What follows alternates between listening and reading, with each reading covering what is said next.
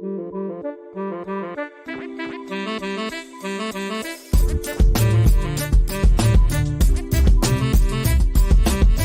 everyone, Scott Hansen here from NFL Red Zone. I hope you're checking out 1 hour of 5-Yard Rush, one of the best podcasts on NFL football in the UK.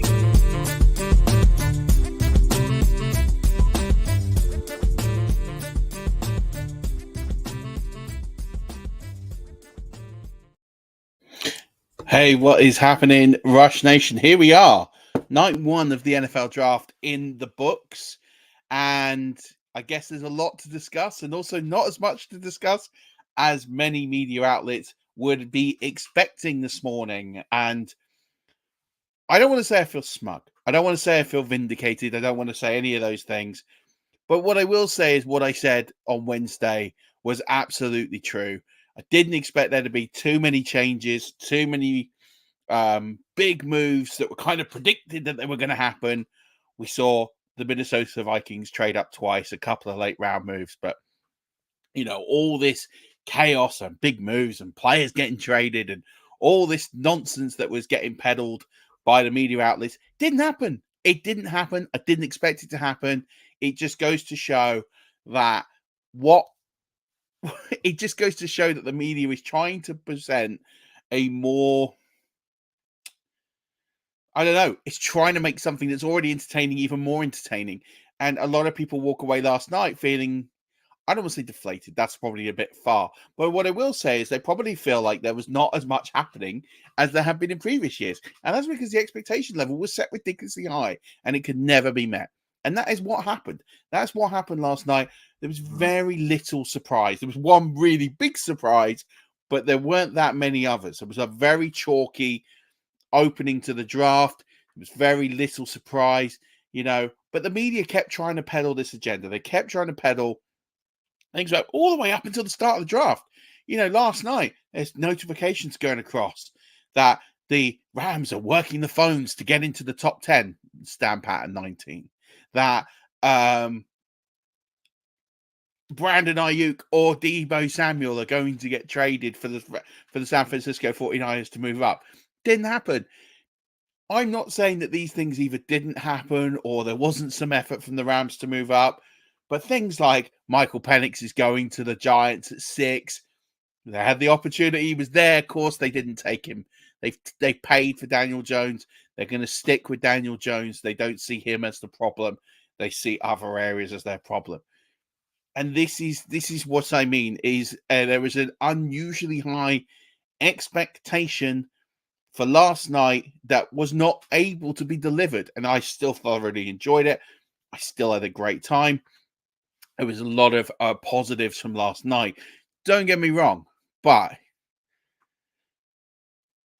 there was that underwhelming feeling amongst myself and other people that, hey, didn't happen. The fireworks were not shot out. And, I think the AJ Brown trade from 2 years ago kind of set this expectation that we're going to have all these big blockbuster things happen all the time on night one of the draft. And that's not happened. So let's get into it. Let's look at it and then look at the fantasy reactions. Really, I guess the only place we can start is the Michael Penix Jr. pick. Now, I've been talking about Penix for months. Originally, when I started talking about Penix, was slated for thinking he was good enough to go in the first round. I was slated for thinking he was good enough to be a top 10 pick. But this landing spot is horrific. And there's a lot of questions, and I've had people message me already, like, how do you explain this? And I can't with any great degree of confidence, but I will try. They've paid Kirk Cousins a lot of money. He's got, the outs on his contract are effectively, I think, after 2026. So we do have a way to go where he will be on the roster, and they've already drafted the replacement. And that is a difficult place to be. Now, you have what happened yesterday, and we've seen it before. We saw it with Jordan Love just a few years ago when he was taken in 2020 with Aaron Rodgers. There's a big difference, though. when Aaron Rodgers was not consulted, or when Jordan Love they traded up to get Jordan Love in the first round, they knew that Aaron Rodgers was going to be the quarterback for at least the next 2 years. And Green Bay had a history of doing this. This was something they had done. They had done with Brett Favre, and then they had done with Aaron Rodgers himself. So this is something that they have done, and they have done over a few years, or over a few generations even. But they've done it in the last sort of ongoing cycle, which is why they always seem to have a great quarterback. The other thing with the Green Bay Packers is they were winning. They were a playoff team. They knew the age of Rodgers. They knew at some point they were going to need to move on from Aaron Rodgers. And they put themselves into a place that made sense. And I think that's a big part of it. I think you look at that and you think there's succession planning when you're a successful franchise to stay at the top. And that's what the Green Bay Packers did. But the Falcons haven't been in the playoffs for the last 5 years. So it's a really baffling situation.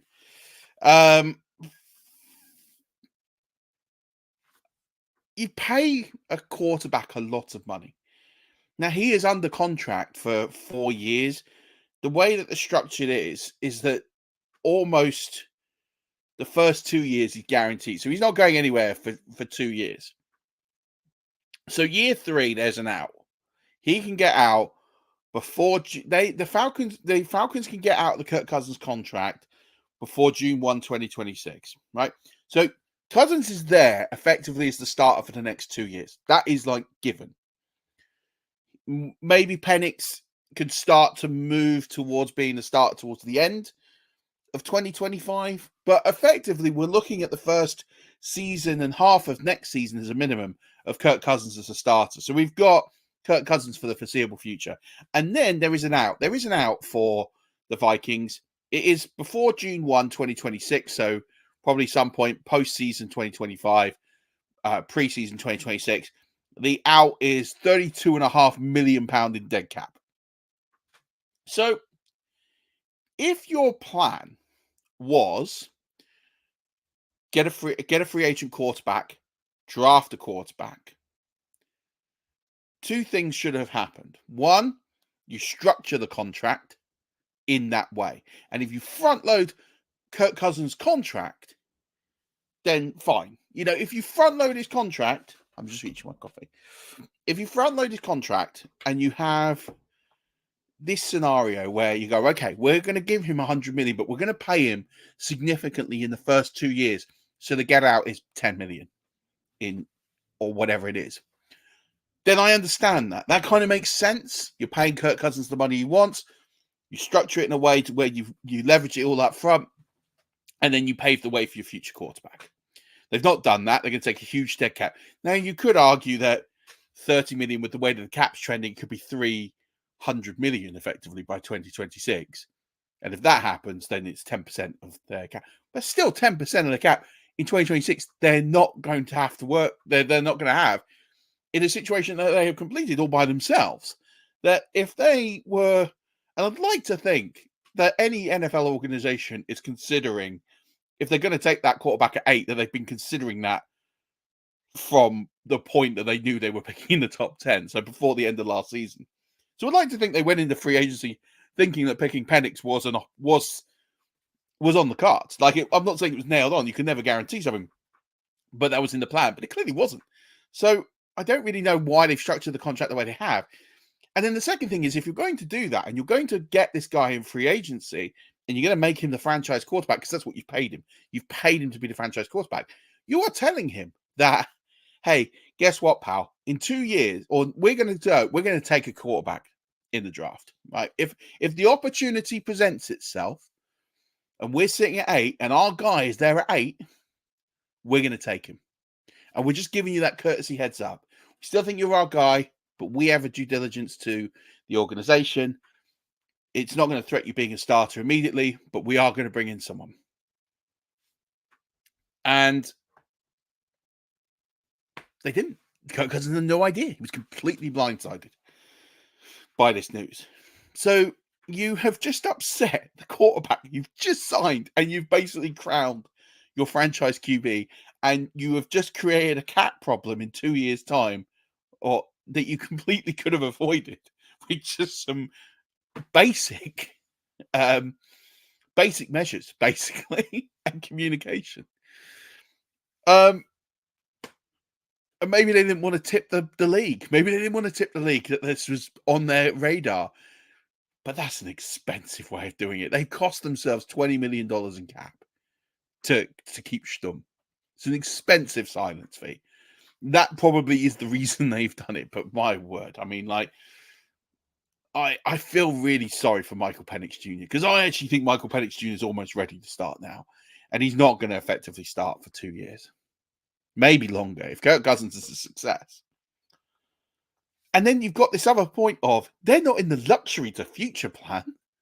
They've just hired a new GM. They've just hired a new head coach. If you're Raheem Morris right now, surely you can't be happy with this. You can't be sitting there thinking like, you've just hired me to be your head coach, and now what you've done is you've used my top 10 pick to not make my team better this year. It's going to have no impact. That number 8 overall pick is not going to see the field in 2024 unless Kirk Cousins is injured. Which, if it does, then all of a sudden this is a game-changing pick. But if realistically he's not going to see the field in 2024, and realistically he's probably not going to see the field in 2025. Maybe towards the end of the season. So you've got this whole thing where you've taken a guy and you're sitting him for 2 years. And it has worked. We've seen it work. But you're not in the luxury of being in a position where you can future plan. You've not made the playoffs in the last 4 or 5 years. You should have you should have won the division last year. You didn't win the division last year. You are now contending with other teams like the Panthers, who are going through a huge rebuild. The Saints aren't necessarily completely terrible. And then you've got the Buccaneers, who have won the division 3 years in the spin and are getting stronger. They've got a younger team. They've got their quarterback. You're not nailed on to necessarily win the division this year, even with Kirk Cousins, which is a sizable improvement. But you've invested in Bijan Robinson, in Kyle Pitts, in Drake London, in first-round picks in the last 3 NFL drafts. And so you've not invested in the defensive side of the ball in the NFL draft. I'm not saying you should have done that at 8, but I'm saying that I don't really get the thinking of taking Penix to not make your team better now when you are effectively in a scenario where you need a win. Because if in 2 years' time, if Morris and the GM have not steered this team to a playoff berth, they could be out of a job. I don't like it. I just don't. It doesn't make a lot of sense to me. Again, if you're the Green Bay Packers, if the Chiefs had taken a quarterback, people would be screaming, but at least I would half understand the logic. At least a little bit. I'd go, okay. Even though Mahomes is still young and he's still going, you think maybe, just maybe, if something happens to Mahomes, we've got someone behind and we can just develop them in a way. It wouldn't make loads of sense, but it would make more sense than this. Penix, all of a sudden, I was talking about him being a first-round pick in Dynasty rookie drafts. I don't think you can do it. As much as his draft value escalates his sort of composite score, he's sitting for 2 years. So you are in Jordan Love career arc territory where do you really want to put a first-round pick in a Superflex draft into someone who's going to sit in your taxi squad this year and then sit on your bench next year? If you're picking at like 11, 12, there's a case for it. If you're stacked at quarterback, you've got some aging quarterbacks, I don't mind that. But you're not picking him any earlier than that. And actually, I think he falls into the second round. So that's a bit of madness, really. And then this caused Bo Nix to go to Denver at 12. Made sense. I did a mock draft last night, which I shared to people. And I had the Broncos moving up back to 31 after trading down earlier in the draft. So I had them taking a pick. No, I didn't have them trading back. I had them trading back up to get had them taking Latu at 12, and then I had them trading back up to get Knicks at 31. So we saw the fit. Makes complete sense to me. And also the Penix pick forces Denver to make that pick. So I'd like to think that if Penix had gone at 13, which is where I thought he would go, to the Raiders, there's no one behind there ushering to make a quarterback move. Therefore, they could have considered taking Latu at 12 and then taking Knicks, maybe trading back into round 1 late on and making that move. That didn't happen. The Penix pick kind of sends everything into a bit of a spiral. And then it causes this sort of knock-on effect that means Bo Nix goes to Denver. I'm not the biggest Bo Nix guy, but you have to look at that and say he's probably one of the biggest winners tonight because of the fact he is going to win that job over Zach Wilson. Whether it's not week 1, week 2, week 3, but really, you got to look at Denver in that division and think, are you winning the division this year? No. Then you got to play Bo Nix. And that's where I kind of think they're going to go. So, and it makes sense. I think it makes complete sense. I get the logic of it. I don't think he's necessarily good enough to be 12 overall, but situations and circumstances meant that is his value. Because I tell you now, if the Broncos don't take him at 12, the Raiders absolutely take him at 13. But the Raiders taking him and the Raiders basically now have missed out. So it's Gardner Minshew season. So Gardner Minshew will be the quarterback for the season now. Maybe they might drift in Aiden O'Connell. That is a bit of a fluid situation. That's not how the Raiders would have wanted this. They would have wanted Penix at 13. That would have been their dream scenario. I 100% believe that. That didn't happen. And they missed out on Knicks. So they might go and take Rattler. I don't think so. I think they probably have some confidence in Aiden O'Connell, and therefore I think they're going to go down that route. And then, so what they do, for me, from an organizational point of view, is they panic and they take Brock Bowers. And I don't love the value of Brock Bowers this afternoon, today, versus what it was before. Now, I'm not a big tight end lover anyway, so there's no real loss for me. But I think Brock Bowers, who I wasn't putting in the first round of rookie draft for me, but would have been the first round of rookie drafts for quite a few people, not going to happen.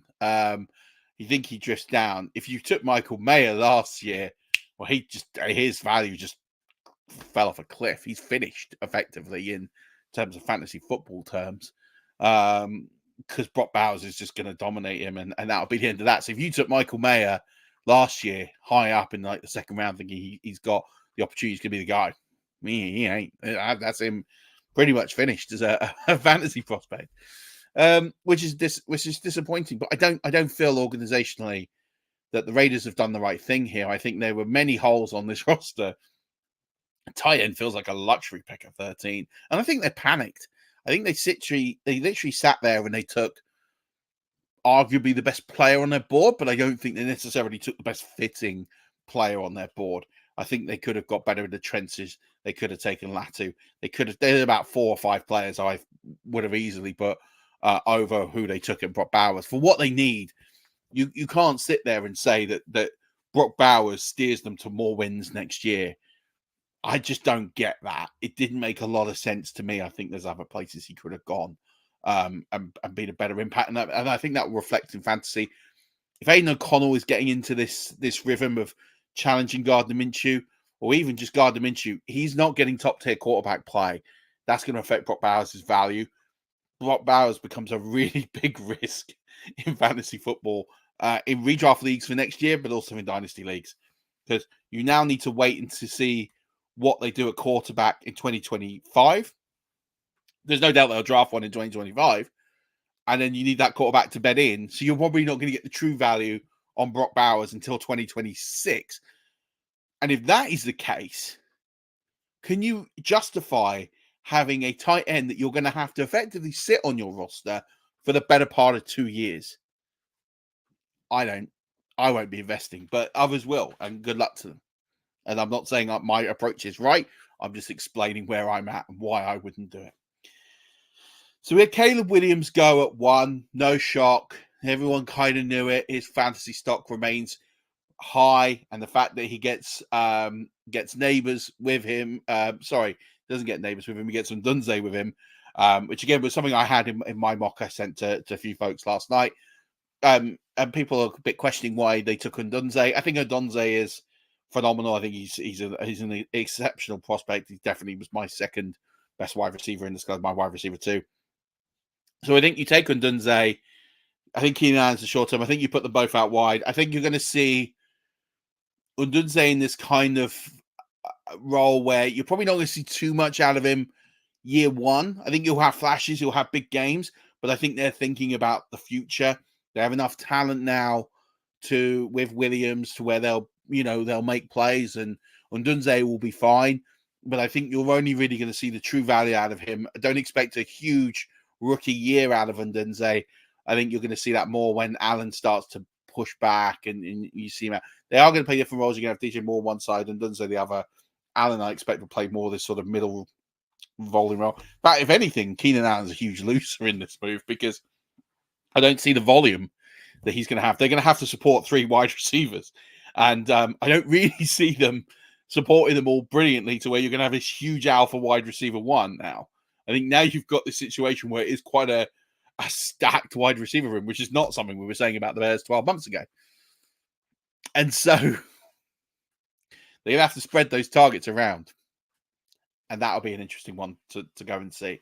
So I think just be patient with Ndunze. I'm not saying you lower him down on boards, but just that rookie season is going to be a bit tough. But I definitely think Keenan Allen takes a bit of a hit in this move.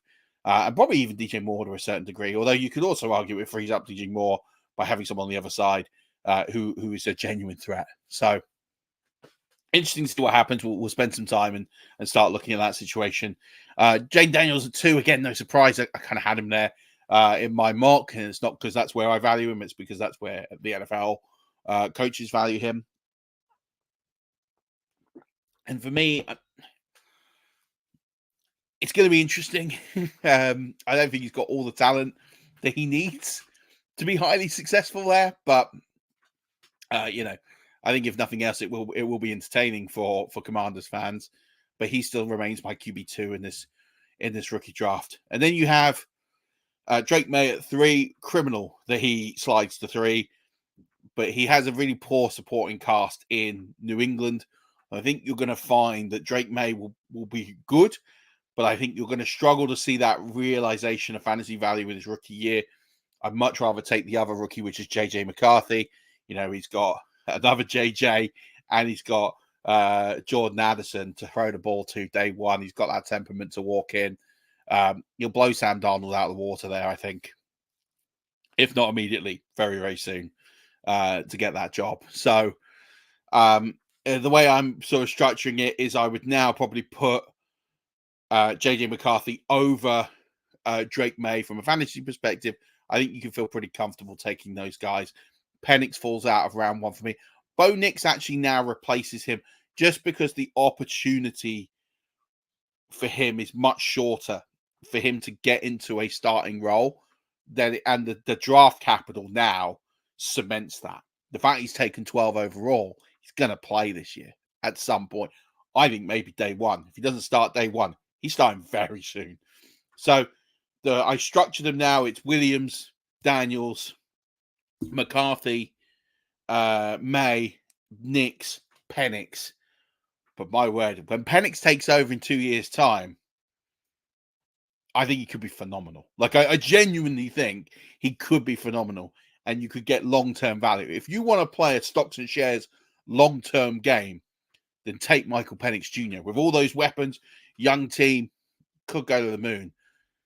But it's going to take a long time to get there. And if you don't have that runway to be able to do that, then you can't take Penix. If you do, if you are a really stacked team with maybe a couple of aging quarterbacks, you should think about taking him and then just sitting him and then just waiting for that opportunity to align itself. That's where we are with the quarterbacks. Running back situation is exactly the same. No one was taken last night. So we walk into today with the same situation we did yesterday. Nothing to see here about running backs. everything is as it was. Then we get to the wide receivers. So we have Marvin Harrison Jr. to Arizona. Absolutely no surprise. He's going to absolutely get about 1 million targets there. You know, Marvin Harrison Jr. has got to be a top 2, top 3 pick in a dynasty draft, and he's probably got to be a number 1 overall pick in a rookie draft that's not super flex. We move through to Neighbors at 6. This is interesting. There's good and bad with this pick. I don't love the landing spot, but I love the opportunity that's going to come with this landing spot because no one else on that roster really is top draw. Jalen Hyatt was injured. You can see what they're trying to do. They're trying to get quicker. They're trying to get better with great talent but great pace. Neighbors is a great prospect, but you're relying on Daniel Jones to be consistent, which is not something we can really associate with Daniel Jones. Having said that, given the fact there's such a really poor wide receiver room there is a case that Malik Neighbors could get 140 targets next year. And if he does, he'll be in that conversation to be well high up board. So I like taking Neighbors. I think you're kind of almost hoping you take Neighbors now for instant production, and then they get a quarterback upgrade, and he continues to get even better. And that's an arc you can present to yourself when you're thinking about taking Neighbors high up in your drafts.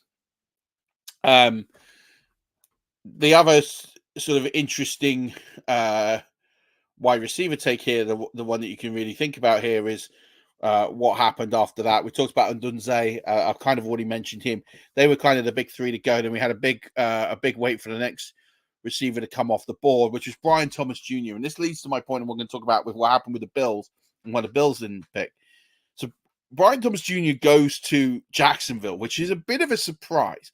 Because Jacksonville traded down with the Vikings. The Vikings went and got Dallas Turner, which I think is a phenomenal pick, by the way. I think the Vikings did very well last night. I think they had a very, very good draft. You sit there and you go, okay, so they've moved back, and then Brian Thomas Jr. sort of falls into their laps there. It kind of makes sense. I think scheme-wise, I think Brian Thomas makes good sense there. I think you're looking at him as the Ridley replacement. I don't necessarily know what that means for his value because you've got Kirk, you've got guys underneath. There is a path there to where he could be a really top draw wide receiver. But I just feel like that organization prefers Kirk. Calvin Ridley came in, couldn't really disrupt Kirk. Kirk was the guy. It wasn't Ridley. It was Kirk. And regardless of what people think about Christian Kirk, he has been relatively consistent in Jacksonville. I know a lot of people look at that contract. There's a lot of money. He's paid like a 1.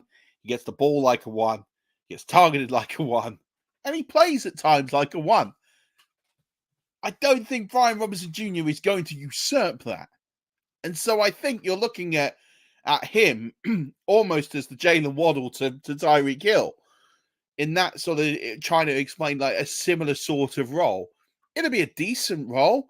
He'll be wide receiver 2 some weeks, might have the odd wide receiver 1 game, but I think he's consistently probably going to be a wide receiver 3 unless there's significant volume uplifts in that offense, which until we see that, we can't project it. So Brian Thomas Jr. kind of ends up about where I had him before the draft. But I do feel last night I had him going to the Bills and then I was going to get a little excited. And then that didn't happen. So I thought the Bills would have been perfect. He walks in, he becomes the guy, and then it all falls into place. And he could actually see limitless opportunity. It's not happened. He's in Jacksonville. He's going to be, for me, sort of a wide receiver 3. He's going to be fine to take in drafts. I'm not overly excited to take Brian Thomas Jr. I don't think for me, I'm looking at that thinking he's a guy I'm desperate to go and grab because I think there's a cap ceiling.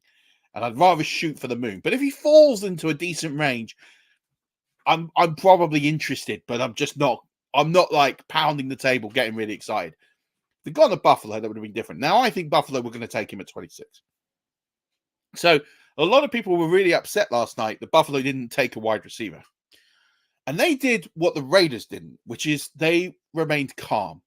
They clearly had a guy. I know, and I don't know this. This hasn't come from insiders. This hasn't come from people who are in the know or anything like this. This is just intuition of watching this draft for 25 years, of speaking to previous GMs, of speaking to people who have worked in the industry, who have made NFL draft picks and how they work. And we're competent organizations. And say what you want about the Bills, but they're a competent organization. They make smart decisions. They continually make smart decisions. And I think they probably had their eyes set on Brian Thomas Jr. It didn't happen. So they get an offer to trade back from Kansas City Chiefs. And they think, all right, they're going up against a wide receiver, but we're not really sure who we want next. So we'll do it. And to be honest, they take Xavier Worthy, who we'll get to. And that's fine, because I don't think he's a good fit for the Bills. I think that makes sense to not have him.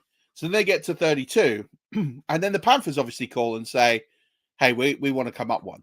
And the Bills have gone, that's perfect for us, because we'll sleep on the decision, and we'll make a decision tomorrow morning or tomorrow evening.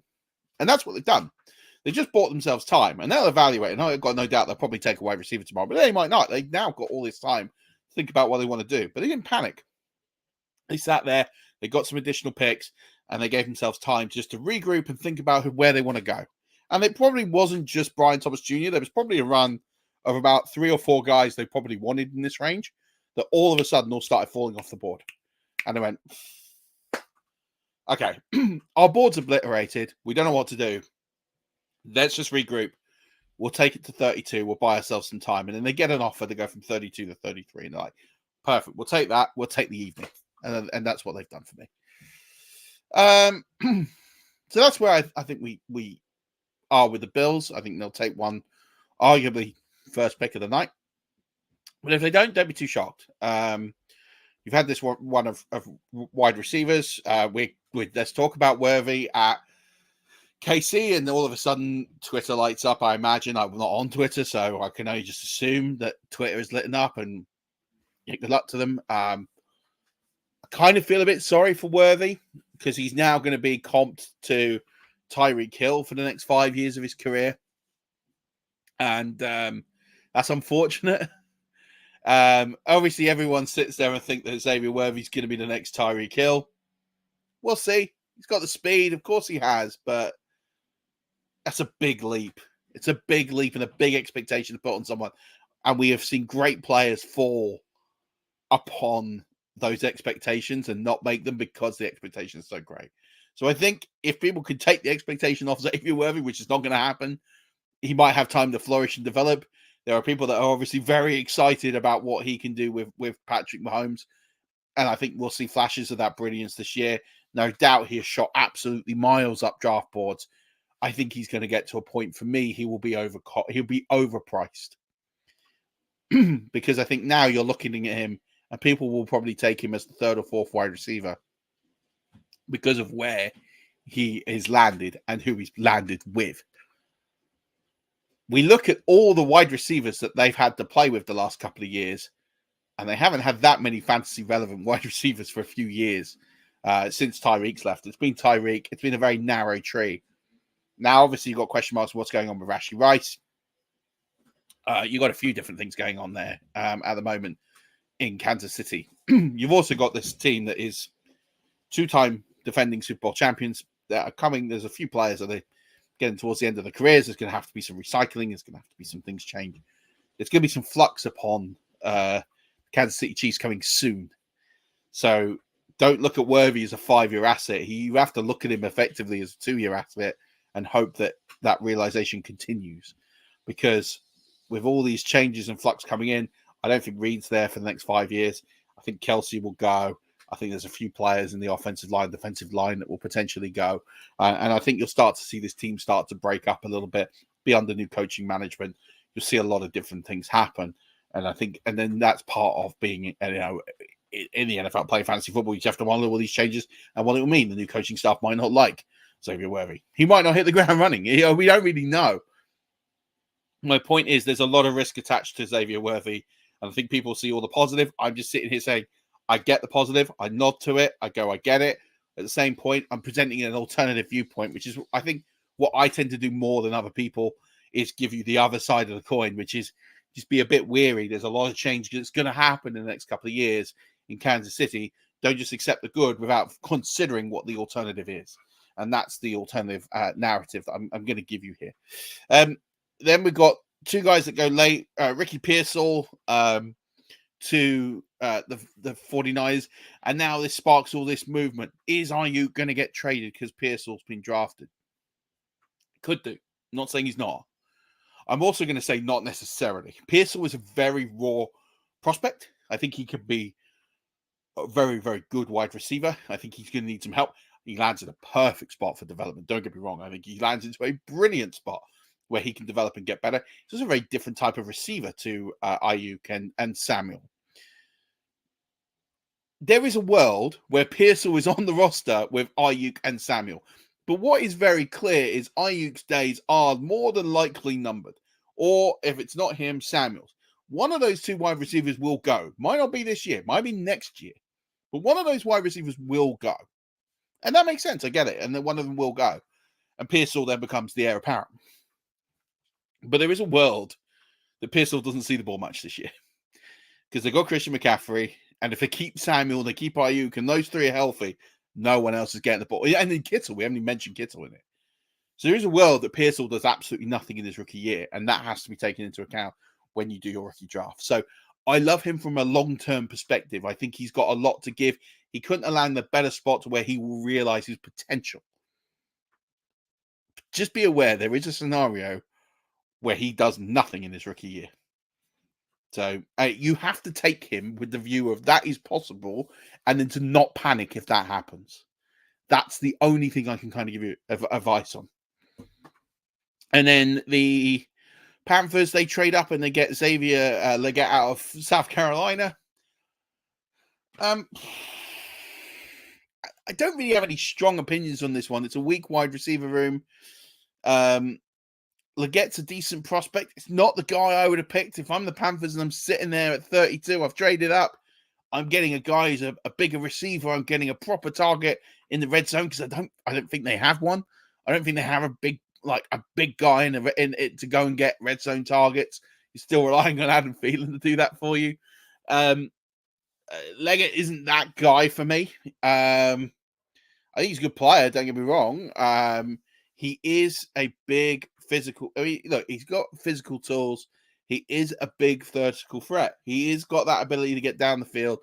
But I'm thinking red zone. And this is where this team is really bad in getting those catches in the red zone, scoring, turning drives into points.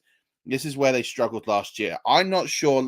I think compared to what they've got, of course, it's an upgrade. There's no way to skin it. Of course, it's an upgrade. There's an opportunity for him to become very successful very early.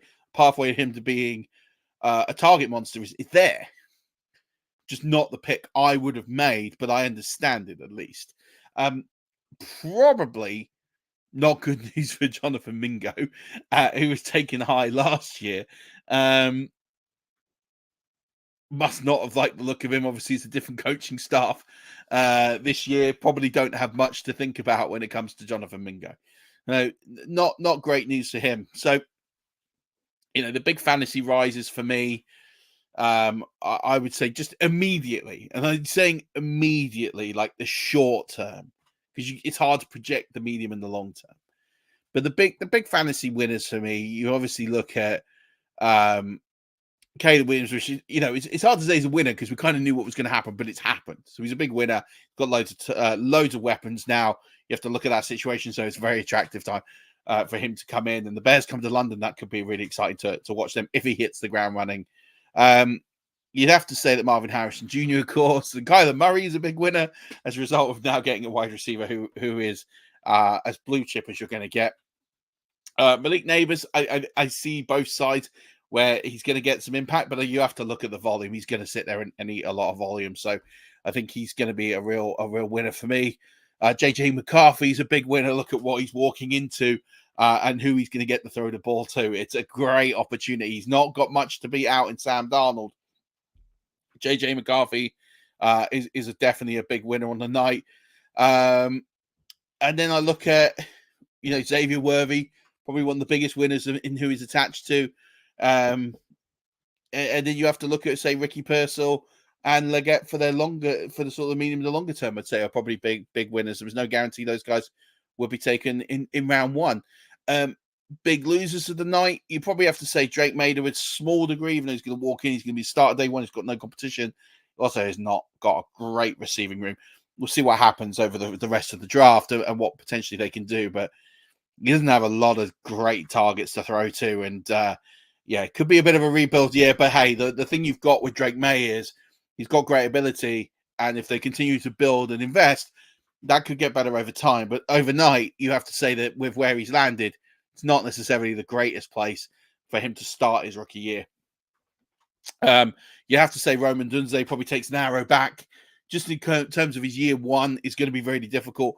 There's a really clear path to him being very successful long term, but his day one prospects probably don't look too clear and too great. So just something to keep an eye on there. I don't think Brock Bowers is an arrow up. I think he's an arrow down for me. Yeah, there's not tons of target competition, but he's also in an offense where he's going to struggle with quarterback play, consistently good quarterback play. And I think that's going to really hinder him and what he'll do in the short term. So he's definitely on my sort of arrow down list. Brian Thomas, potentially an arrow down list as well. Just again, I think you've just lost the ceiling. I think he'll have a solid career, but I think he's going to struggle to get to the heights there as a result of that. And then I guess if you're looking at some incumbent players, obviously Sam Darnold, massive loser tonight. You have to look at Kirk Cousins is a huge loser. Michael Penix Jr., probably a loser, just the fact that he's going to sit for the next 2 years. But you've now caused a lot of chaos in Atlanta in terms of the long term of Kirk Cousins, which hard to talk about long term when the quarterback's 35, 36 years old. But ultimately, he was given a 4-year deal, which is almost virtually guaranteed, at least the first 3 years. You kind of think he's got 3 years. He's really only got 18 months to 2 years. So it's a very different kettle of fish now. If you did a startup draft and you took Kirk Cousins, that pick looks worse now than it did 24 hours ago.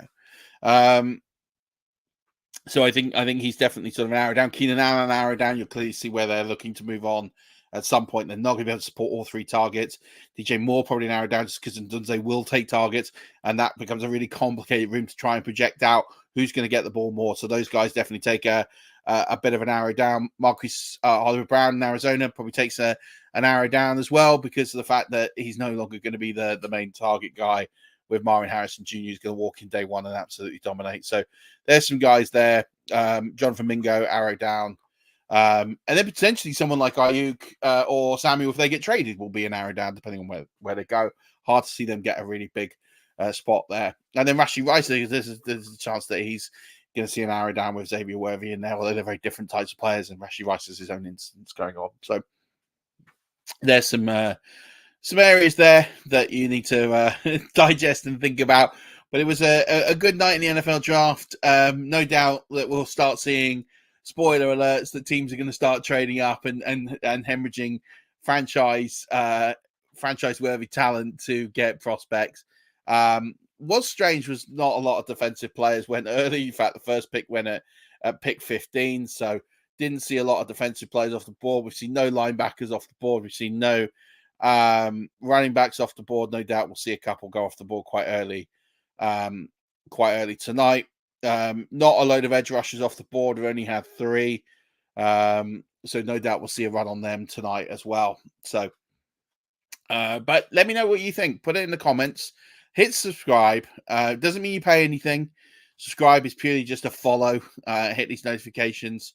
I will try and do another one of these over the weekend to give you another reactions, and then Stocks and I will break it all down next week. But very much appreciate the support. As always, don't forget to enter the FFCC. We've seen a huge spike in donations over the last week or so, so appreciate that ever so much. We're just sort of touching £2,500 raised. So I really appreciate each and every person that's donated and entered the cause. Hope to see a lot more of you in there over the coming weeks as we start putting this push on to getting the bracket filled, and there's room for more people as well. So looking forward to hearing more. But yeah, write in the comments what you thought about your team's picks. Do give us a subscribe, hit the like button, anything you can do to share the wealth. I appreciate all your time. Good luck this weekend with the rest of the NFL draft and your NFL rookie drafts. I look forward to catching up with you all next week with stocks. But until then, as always, don't forget, keep rushing.